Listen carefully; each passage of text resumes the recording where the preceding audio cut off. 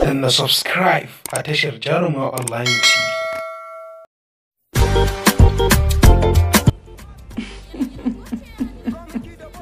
Assalamu alaikum wa rahmatullahi ta'ala wa barakatuh.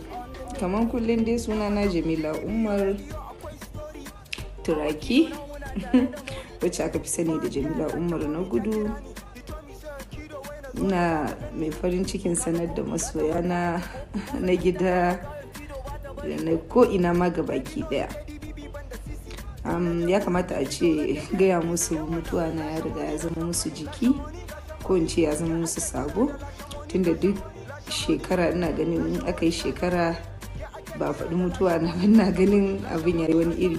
So ina ganin duk shekara suke yanke min mutuwa, so ku yi haƙuri, lokaci na zuwa.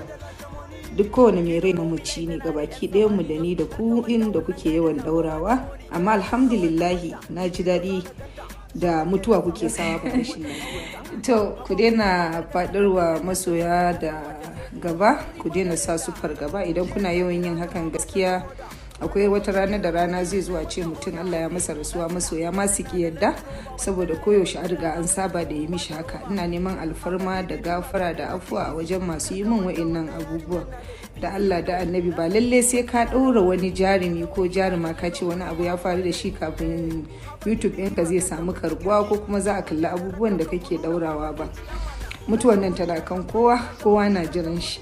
Musamman ma ni koyaushe akan hanya nake, tunda duk shekara sai an ce na mutu. Inda sabo na riga na saba ya zama min jiki, amma ina ba wa masoya na haƙuri da su ƙara haƙuri, kar abin ya zama musu fargaba.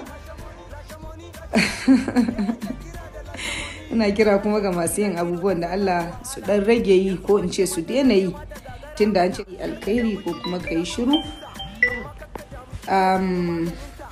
To ni dai wallahi na ma rasa abin da zan ce. Tun shekaran jiya mutane suke ta kira na, suna kiran yan uwa da abokan arziki da yan uwa na wanda muke sana'a tare da su. Yau idan da ce Jamila na gudu ta mutu, kafin wani dan YouTube ya saka ko kuma wani mai neman followers ko mai neman mutane ya saka, ina ganin yan fim ne ya kamata su fara daurawa. Kira na gare ku masoya, duk lokacin da aka ce wani dan fim ya mutu, jarumi ko jaruma, actor ko producer ko kuru haka, ku tsaya ku gani. Shi social media baya ƙarya. Duk lokacin da aka ce mutum ya mutu, watakila yan uwansa ne za su fara daurawa, ba wani can ba. Ku yi haƙuri, ku yi haƙuri. Ku kuma masu sawa, muna roƙon alfarma dan Allah da annabi ku bari lokaci na jiran kowa. Babu wanda zai zauna ya yi gadin ƙasa, saboda lokacin da aka halicci ƙasan babu kowa a cikinta. Allah ya sa mu dace, Allah ya sa mu gama da duniya lafiya, Allah ya ba mu kyakkyawan ƙarshe. Ni ba ku ɓata min rai ba gaskiya, saboda masoya ne ya kamata su gane cewa yanzu abubuwa ya koma social media, kowa ya za a iya samu abin da zai ci yake yi.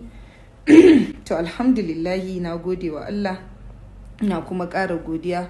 Ni gani a garin Jos, alhamdulillah, kuma ina cikin ƙoshin lafiya. Yanzu ma daga gun aiki na taso. Na gode wa Allah, ina kuma godiya ga masoya da suka dinga kira, suna ta'aziyya, suna gaisuwa. Amma dai Allah kar gaban ku ya faɗi, kar wata ranar zo yi mutuwan gasken kuma ku ga abin kaman wasa. Allah ya sa mu dace, Allah ya ba mu kyakkyawan ƙarshe. Na gode. Na subscribe a tashar Jaruma Online TV.